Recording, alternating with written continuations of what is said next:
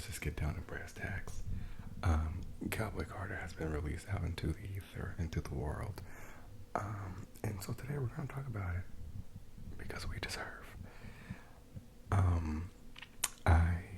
Let me try to find the words in the English language that might be able to describe the listening experience I had. Obviously, this is a holiday for me. I let everybody know in advance, like, hey, girlies, the night of March 28th, I don't know you. Really, the day of March 28th, I don't know you. And that's literally no shade. It's just the fact that once 9 p.m. hits, it's me and B, exclusively. And so I had my day planned out. I went, I made myself, no, we don't care about that. Nobody cares about what I did to prepare. We care about the actual music. So let's just get into it. We're just going to go track by track. Because why the fuck not? It's the bee season. It's the beeson. The reason for the season. Okay. Let me just start by stating an undeniable classic, a masterclass in how to create music and how to commit to doing something. Much like with the Renaissance. She said, we're going dancing, girls. I'm giving you a dance album. We're going gay. And she committed, there was no ambiguity about it. It was very much, I'm here, you're queer, let's have fun. Okay, it was a lot of cunty hunties and we fully went out, and she said, okay, I'm gonna take you to the range. She said, bitch, I'm giving you disco trap. I'm gonna make some shit up because I can, because that's what I do. And then my bitch came with Cowboy Carter, like, yes, girlies, tune in. So, God. Okay. I ordered the box set, of course, again. And people very much enjoyed that, so I'll do another unboxing when the Cowboy Carter box gets here. Similar to the one that I did for Renaissance. Okay, track listing, jump in. I'm not sure what's happening with the credits. Maybe they're out now, but I was having a hard time finding them the day of. Yeah, even looking at this, there's still some songs that don't have them. And I feel like it has to be intentional. I don't know if she's trying to let the girls get their shine or what's happening, but number one, American Requiem. Okay, I had no. I'm like, what is a requiem? Did she make this up? So I had to Google it. Apparently, it's basically it's like a Catholic funeral. It's like a mass for someone who is no longer here. So basically, she's putting America to rest. Okay, the old idea. She said, we're out of here. Should I put the lyrics? No, because that's gonna mess up with the audio. So she comes out the gate. Clearly country. It's got some rock infusion with it, which is tea. She sounds like if God had taken everyone's voice, a la Ursula, right? He had taken everyone's voice and just gave it to Beyonce and said, here you go. You possess the power of all the vocals in the world. That's what she sounded like. Immaculate. It was an excellent, it was a ride. It starts with, God, I'm getting nervous. It starts with, this, we're kind of slowly, it's almost like a prayer. And she's just talking about America and the bullshit. And then she starts to talk about, quite clearly she's talking about the CMAs. And how, all these salty tears in the audience, and it was big mad that she was there.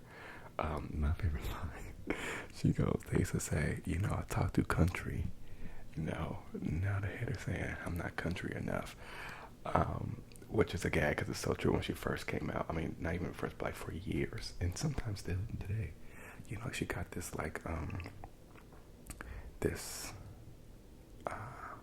this false narrative around her, that she was uneducated because she had a country accent. Is there no audio recording in the middle of the? of the microphone. Why is that happening? That's kind of strange. I wonder if I should change the settings on that. Is this weird? Can you hear me? Sorry. But she was saying, like when she first, like there was like a false narrative that she was uneducated because of the way she talks. Because she has a southern accent, literally that's it. And so, like this whole time, like, oh, she's not that smart, yada yada, because she had this really, strong country accent, and you can tell like over the years she's like worked on getting her, like toning down the accent. But then, like, yeah, the girl made a country song, and then the girls were saying Beyonce's not country, so it's like, which one is it? Monday I'm overrated, Tuesday on my. So that is American Requiem. She's just comes at the gate swinging, like, okay, well, listen, girlies, I'm here. If that ain't country, tell me what is. Like, okay, like I'm, and she's like, this is where, well, she was like, big ideas die here. She was like, okay, like she came out the gate like, okay, like we're talking about it. We're not shying away from it. We're addressing it. The ops are in the room with us right now, and we're going to address them.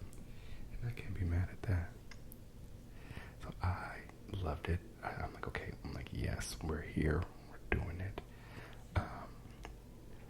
In hindsight, it's similar to like I'm That Girl, and like it kind of like it starts the album. It sets the tone of like, this is what we're doing. Right, like I'm That Girl set the tone of like, you girlies can't touch me. And then also sonically, it was like, it's like like hearing the first song, like hearing American Requiem, and hearing I'm That Girl. Like for both of those cases, you have no idea where the album's going to go. You don't know where those songs are going to go because they go so many places. And you're like, wait, I thought we were just doing, bluegrass.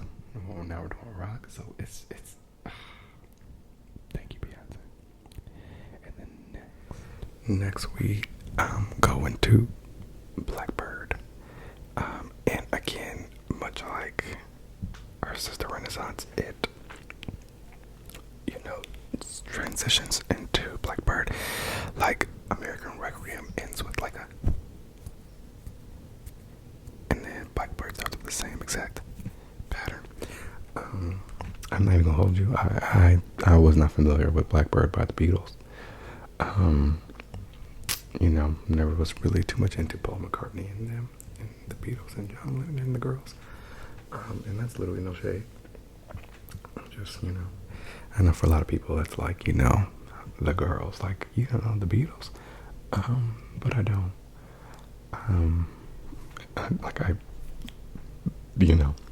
It's just not what you grew up listening to in my home or community. So, but this was lovely. I love Tanner Dell and Raina Roberts, so that was exciting and cool. It was beautiful. I read that I guess Paul McCartney or John Lennon, one of them, whichever one, they wrote the song. Like describing the plight of the black woman or something like that. It was kind of like, why are you calling black women birds? But I'll let him have that. But no, I enjoyed it. I thought it was great. But it comes right before my girly 16 carriages running away while as I said initially, did I make a video about this? I had to have. There's no way I didn't. 16 Carriages is my jam. It's my song. I love it. I for some reason connect to it. Like when I listen to it, I just imagine me like flying in an airplane, like I'm taking off from my hometown and flying back to where I live now, and the song is just playing as I look out the window. As with 16 Carriages, it gives me introspection. It gives me growth, right? Like I think we need to. The song is called 16 Carriages. Destiny's Child debuted when Beyonce was like 16, 17. I think I talked about it then. But literally like 97 is when they did, like literally 27 years ago, is when she debuted, you know, like in the music industry. So I like to think like about what she's been through the past 27 years. And that's just like what we've seen, you know. Obviously she was working, you know, really hard and training up even much, you know, probably a decade at least before then. But like to have been like famous that long, you know, and just kind of like, I don't know. I love Six and Carriages. She's a gorgeous girl. And just one of my favorite songs. And then next we have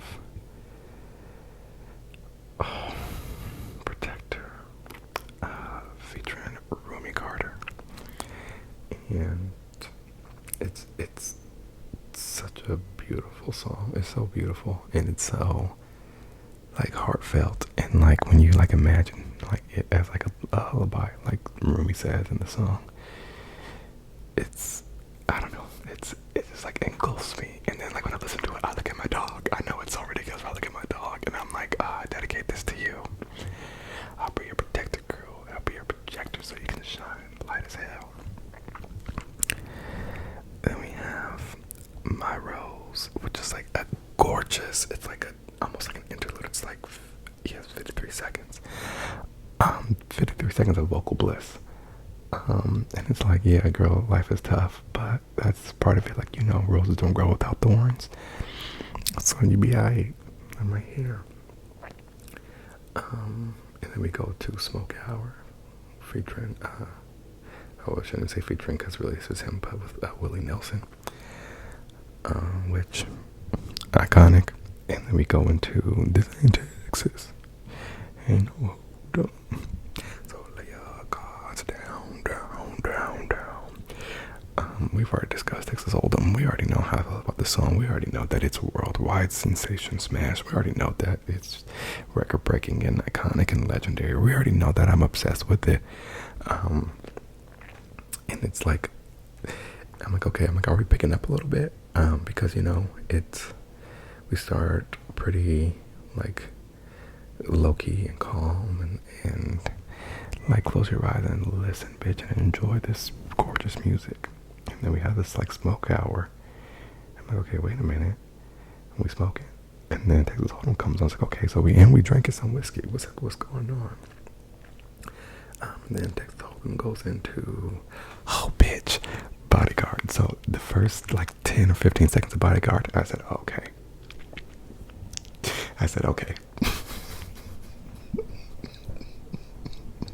Literally, like I don't even think it was just the beginning and the ooh, ooh, and I said, oh, this is my favorite song. I said, this is the one. I said, okay. I'm like, I wasn't ready. Little did I know, it was better than I expected. I'm throwing up thinking about it. Oh my god.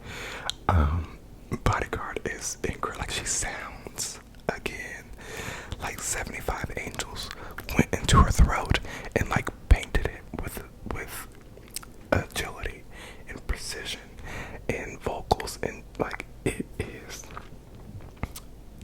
I'm being so dramatic, but I'm also so serious. Bodyguard is when I was listening to the album, it became my favorite at that moment, and I said, this is the one. Like, this is going to be my favorite one. It's kind of like Cuff It. When I first heard Cuff It, I was like, okay. She said, fuck you. This is your song. You have no choice. So that's how I felt when I heard this off rip. Spoiler alert. I don't know if it's still the case, but it's definitely in my top. I can't even do rankings. I hear this bitch comes. I knew she was gonna come in here ruining my video. Which were her long ass nails. Now she's scratching my little poor baby. She's got allergies. But so yeah, Bodyguard, it's my jam. It's very much like, oh, it gives Los Angeles, it gives, you know, ocean breeze, it gives spring, summer, it gives let's go to the beach, girls, I got some wine, let's go to the beach, let's go to brunch. It gives very much that, and for that I am grateful and I love it. And then from Bodyguard we go to, oh bitch, I forgot this is where she puts Let me tell you something. Beyonce, she puts her foot on your neck, starting with Texas Hold'em, right? She's like, okay, my foot is down, it's pressed into your neck, and unfortunately, I'm not gonna let it go. This is when I start to feel like I was being assaulted. Because next we have Dolly P, which again, iconic. Dolly Parton's coming on here talking about, yeah, bitch, remember Becky? I had one of those bitches too. And then we get into Jolene, which, if you live on Earth and you have internet access, you've probably already heard this version, or at least you've heard that it exists. The fun narrative around it is, like Dolly Parton's Jolene is like, girl, like I know you can take my man, but please don't do it. Like I love him, just don't do that to me, please. Whereas Beyonce / Cowboy Carter's Jolene is very much like, I actually kind of want you to try it, because if you do, the repercussions are more than you can. Like she's like saying, like, girl, if you want to, you can, but just know, you don't want no heat with me. You don't want no smoke. So I suggest you go somewhere else. And I love it. One, she sounds incredible. I love the lyrics of it. I love being a Creole banshee bitch from Louisiana. Like I have to stand. She ate it up. It's funny because one of my friends was like, now I need Dolly Parton to cover Beyonce's version of Jolene. And I said, that's hilarious. But also, I feel like they're going to at some point do a duet of it. Beyonce, she has a lot of things up her sleeve. Or her leotard, rather. And, like, for all we know, like, there could already be a duet version recorded. Like with, Renaissance, right? After Renaissance, there was the Break My Soul's Queens mix that technically had Madonna on it. We had America Has a Problem remix that had a Kendrick on it. We had the Cuff It What a remix that was a play on the I want to say Jadakiss, but who is it? Twister. Whose song is that? But anyway, so you never know.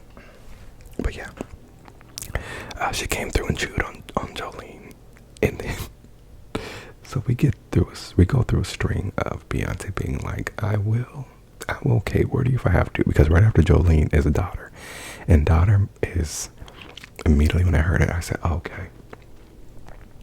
Like, she's not lifting her stiletto off of your neck. I'm obsessed for a plethora of reasons. One, the instrumentation of it, gorgeous. Her voice, gorgeous. The melodies, gorgeous. The message is kind of my favorite part of it. Like, it's definitely, it's excellent storytelling.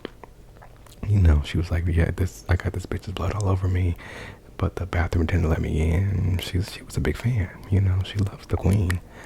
And then the chorus is what really speaks to me. Because, she's like, they say I'm not like my father, but I'm the furthest thing from choir boys and altars. If you cross me, I think it's if you cross me, I'm just like my father. I am colder than Titanic water. So first of all, Titanic, best movie of all time. Secondly, I just relate to this song.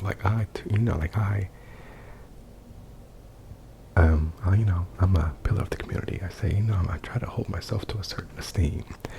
But if you cross me, and it's something I'm working with, but just know, I'm just like my father. Okay, which in your case is not a good thing. So I love, oh my God, and then we get to the bridge and the bitch is singing opera in Italian.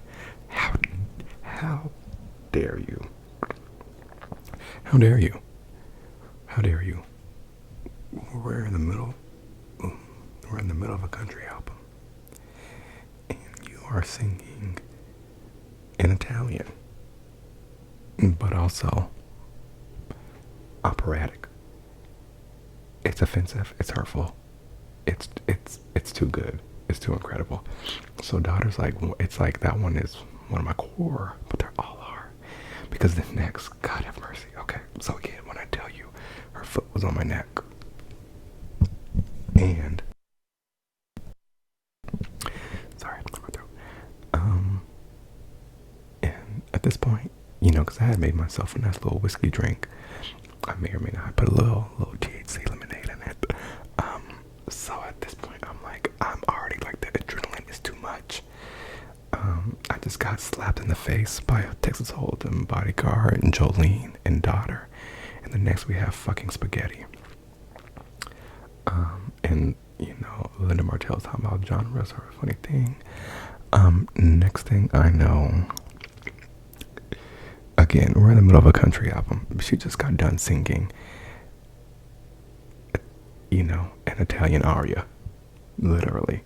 And next thing I know, I ain't in no gang, but I got shooters and they bang, bang. I'm like, oh my God, that's me. I'm her shooter. Because what you gotta say about Beyonce?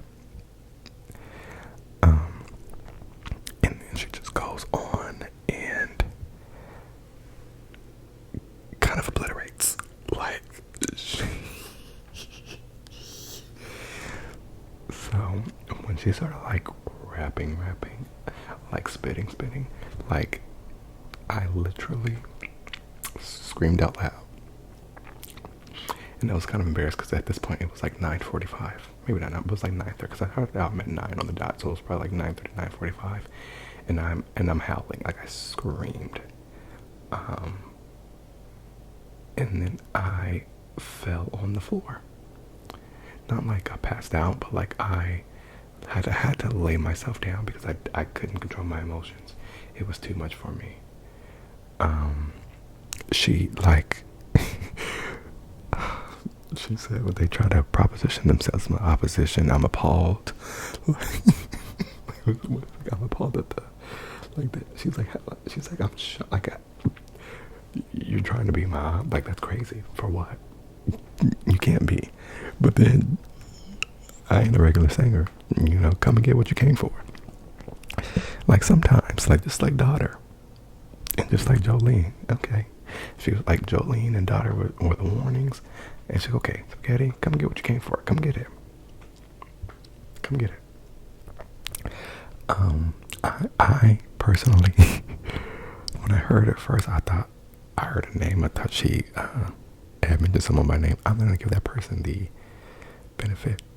Actually, I am, because at one point she says Carrie or carried, and so I thought she literally was naming, Toucan Sam, and part of me thinks she was, but spaghetti took me out. Like I literally fell on the floor. It was too much for me. I have to stand. And then we got this random man, Shabuzi. He comes and does a great job. The beat switches up a little bit. I'm like, this, who saw this coming? Not me. Let me calm down. And then we get to Alligator Tears. Alligator Tears, I think, is my plastic off the sofa of this album. It's very much like, okay, take a breath. Relax. She sounds amazing. I just don't know what the song's about. I kind of, like, I get, like, I'm getting so many alligator tears, crocodile tears.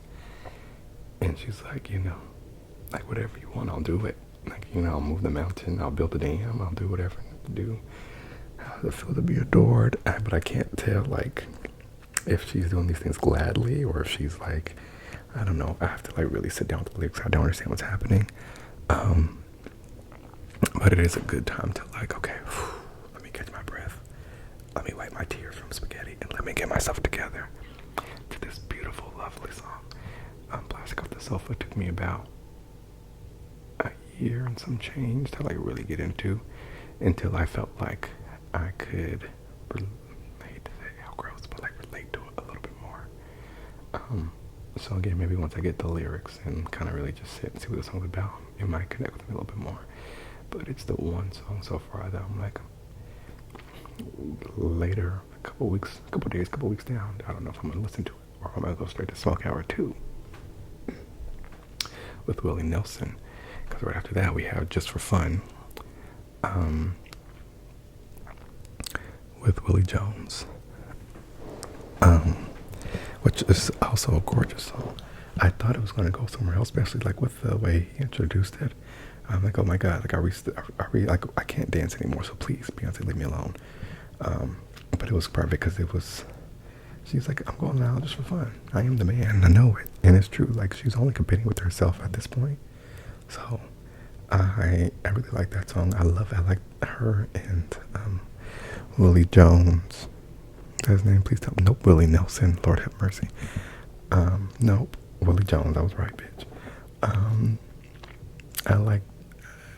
I just love the song. I think it's beautiful. I think it's just, I don't know, I got something about it. It just feels like a lovely, like, country song. It's just beautiful.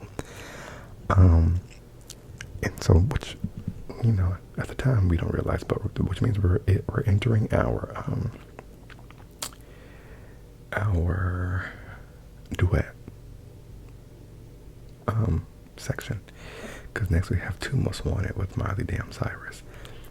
I did not expect this. So if you know me, well, I mean, if you don't know me, you might not. Point is, I love Miley Cyrus. In fact, I have a never-ending, what is it, Endless Summer Vacation review video on the channel. I love Miley. I always have, even through her, you know, her problematic times. You know, I grew up with Hannah Montana, obviously. And I really liked, she just always had a really nice voice. So I loved Hannah Montana, and then problematically, you know, I enjoyed the Bangers personally. I won't say problematically, I like the Bangers a lot. And I just think she has a really nice voice. Her albums don't often speak to me, but she always has like a song or two that I'm like, okay, yes. And she's not afraid to experiment, we'll say. Even at the expense. So this is where things get interesting. Because we have Miley on this song and Post Malone on the next song, who are both, you know, white artists who dived headfirst into like hip hop and hip hop culture, and then retreated. And was like, actually, I'm good for now. And so, but I also feel like Beyonce might look at it as like, those were the two girls who, you know, nobody expected or even probably wanted them to do that, but they did it with success anyway. So maybe she was like, you know, let me go get some other, you know, genre race bending girlies and see what that's about. Obviously it's a much larger conversation, you know, because, you know, they didn't start hip hop or anything, but yeah. But anyway, so I am obsessed. They sound incredible together. They sound like, I never in a million years would have thought like Beyonce and Miley Cyrus on a song. But they did it, and they sound so good. And there are some points where I can tell Beyonce was like channeling her Miley like delivery / tone, which was really cool. So I think that one is obviously stand out. It's one of my favorites. It's a lot of people's, you know, it stands out for a lot of people, especially if you are a fan of both. It's like heaven. And then we get to the collaboration literally nobody saw coming. I mean, at least not me. We got Posty. Me and Post Malone have a troubled history. Because I personally thoroughly enjoyed Stoney and Baron Bongs and Bentley. Stoney especially I really liked. But I also really like Baron Bongs and Bentleys. Like, I listened to both of those like often and like repeatedly, like all the way through. Like, I enjoyed them. But every single thing after that, I have not been a fan. Like, I don't even know if there's a song after that I've enjoyed. I mean, I'm sure there has been like a song or a couple, but album-wise, I didn't like anything after that. And then I didn't like the new sound he was doing. It just didn't speak to me. Oh, I've heard Sunflower. So I kind of just, like, literally a couple weeks ago, I was talking, or me and my mom were talking about Post Malone. I don't even know how it came up, but we were having a whole conversation about it. And I think we were talking about rappers or something. I don't remember what it was, but she was saying how, you know, she is, like, she kind of enjoys his music, his current music, and I was saying the opposite, how I used to love his music early on, but like now, you know, I can't get into it. Anyway, egg on my face, because Levi's jeans is my shit. It's a groove. Not Virgo's groove, but it's a groove. And I love it. I love the guitar. I love the vocals. I like to me, they sound like good on the same song. Post Malone, you know, he said, listen, this is Beyonce. I'm coming to work. I have things to do. Let me be professional. And I like that there's a lot of like different like cadences and melodies. Like she goes from, you know, this like soft, beautiful chorus to denim on denim on denim on denim. Like it's just, so that 3 run just for fun. Too Much Wanted, Levi's jeans, iconic, excellent, incredible. Too Most Wanted and Levi's jeans are in my, like, those are my girls. And then we have Flamenco next, which is a flawless song. Flawless, flawless, flawless. No pun intended. She sounds like, it's too good. I'm like, there's still 10 songs left. I'm trying to not go too slow. But I love it. The lyrics, just the simple instrumentation, or seemingly simple, I should say. And she sounds incredible. I love how we're all the way down here, and then we go all the way up. Like her range is shown on this song, and it's just gorgeous. And then next we have the Linda Martell Show, which introduces another song I was not ready for whatsoever at all, even a little bit, which is Ya Fucking Ya. What was this called? Ya Ya.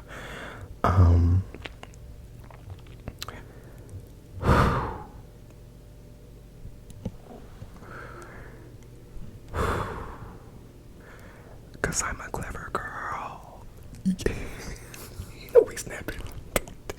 Sorry, I haven't listened to the album yet today. It's already like 1:15. I haven't listened to it today, so I'm like going through the songs. But Ya Ya is it's 20s. It's like 1920s through 2020s in a song. It's sensational. It makes you want to dance. Good vibrations. If there's nothing else you do in this lifetime, that's not true. I can't pick just one song, but this is like, it's kind of like Virgo's groove to me, where like it's almost too good to be true. I'm like, I listen. I'm like, how long did this take? How many recording sessions did this take? How many months or years did it take to like finish a song for it to feel like this complete masterpiece? Ya Ya, unprecedented. Oh fuck! So what happened? So the thing is, I'll discuss it at the end. This album takes you on a ride. Like you start slow and steady, and then by the end of it, you're like, what the fuck just happened to me? And now we're in the portion where you're like, what's happening? Because we have Old Louisiana, which is a lovely interlude. It's just a nice, like I'm sure, like in the visuals or whatever the concept is, it plays really well. I mean, I like it. It's a nice little bounce, and it lets you calm down after fucking Ya Ya scalped you. And then we have Desert Eagle, which it's like a bass line in her, like a bass guitar, in her layering, incredible vocals talking about doozy doo. It's only a minute and 12 seconds, but it's a minute and 12 seconds of pure excellence. No pun intended. But it's like, it's incredible. Like timing wise, I guess it's like an interlude, but it feels like a song. And a lot of people have been saying, you know, like Victoria Monet will be great on this, and I agree. I agree, but it's also flawless as is. And then we go to fucking River Dance. Bounce on that shit, dance, dance, bounce on that shit, dance, dance, bounce on that shit, dance, dance, bounce on that shit, no hands. River Dance is actually incredible. It's like, it's a journey, and I like that it doesn't have like I mean, maybe it does, but like a traditional chorus. It's like a stanza, and then a refrain or a hook, and then the stanza, and then the refrain. Like, she'll say a couple lines, and it's bounce on this shit, dance. It's got like this beat that like keeps you like bumping. It's almost like it's almost like four on the floor. It just kind of keeps you like, it keeps moving. This song, like, I am going to be shocked if I find out that Chloe and Halle are not involved. There are points in the song where I'm like, is this Halle? Like, it sounds like this is straight off of The Kids Are Alright. It sounds like Beyonce was in the studio with them. She said, ooh, actually, bitches, I like this one. I'm gonna take it and put some Beyonce-ness on it. Not literally like that, obviously, but like, it sounds like they worked on production or on the writing or on the song or on the demo or something.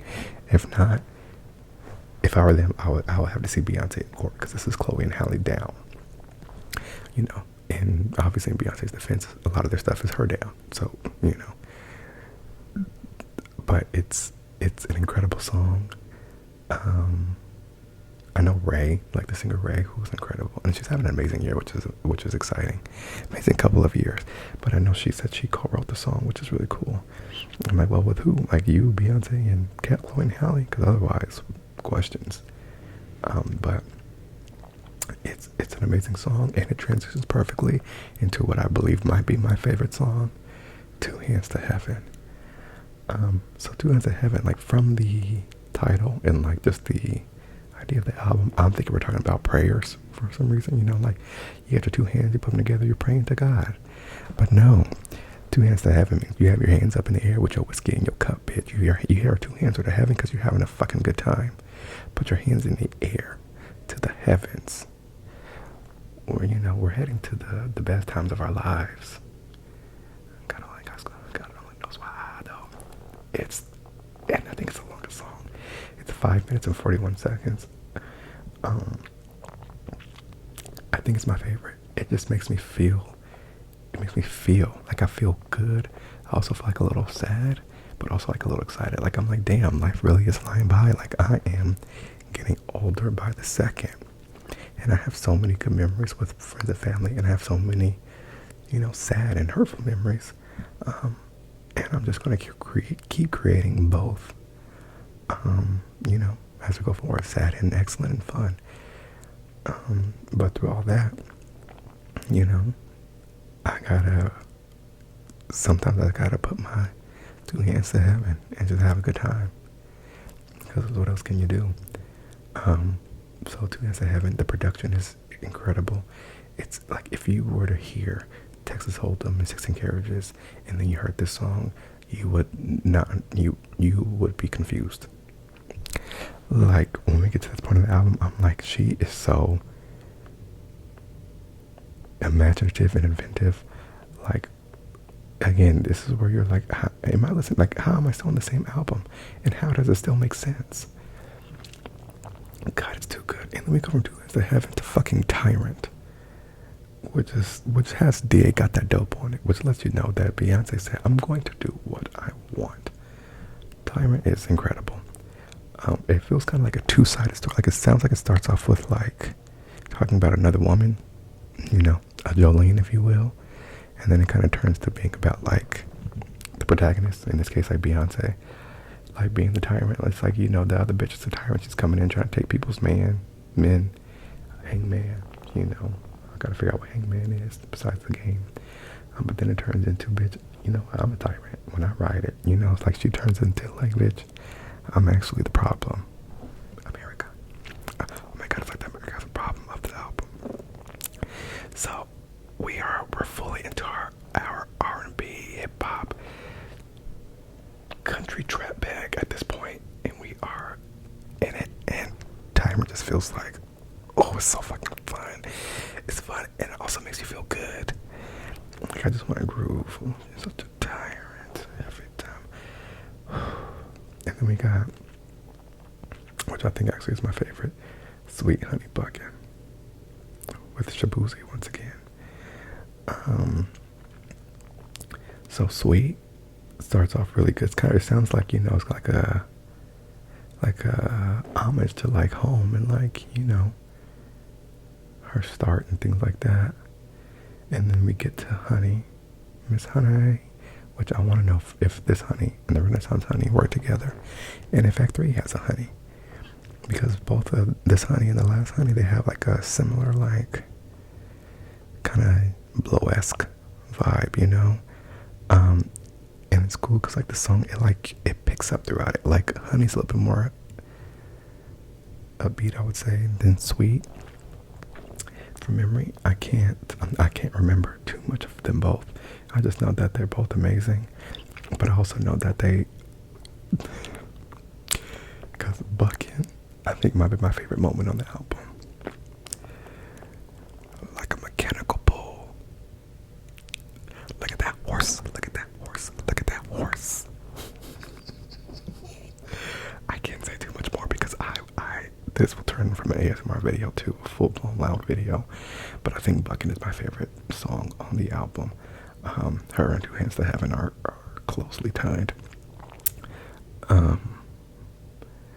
It's just, it's fun. It's like, this is Banji. Like, this is the Creole Banji bitch she was talking about.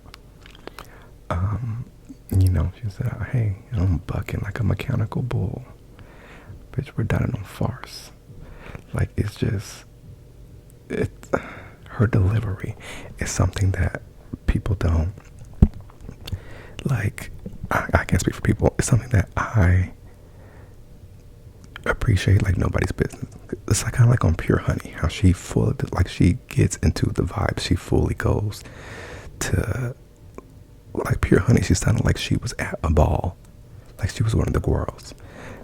Buckin', she sounds like she is down in Houston, and like I don't even know how, it gets very like Houston, Texas. It mixes like hip hop, especially like trap, with country and pop and R&B. It's just, oh God, bucket, like a mechanical bull.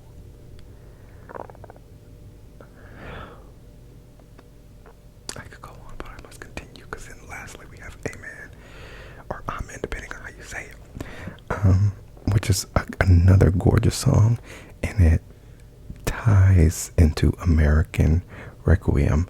Like, it's the same, like they have very similar, like the like hymnal churchy part of it is in both songs, which I think is, it's such a Beyonce-ism, it's such a Beyonce-ism. Like, you don't know when you are starting it that this is where you're going to end, and like listening to the beginning, you would have no idea that this is where the album, like where the album went is where it would go. But also listening to Amen, you would never think that you've just been where you've been. And my favorite thing is that it like loops back perfectly, because again, not only is it like I said, like it literally like interpolates each other. Like, I don't know which one came first, so I can't say, but like they have like the same structure in a lot of places and the actual same lyrics.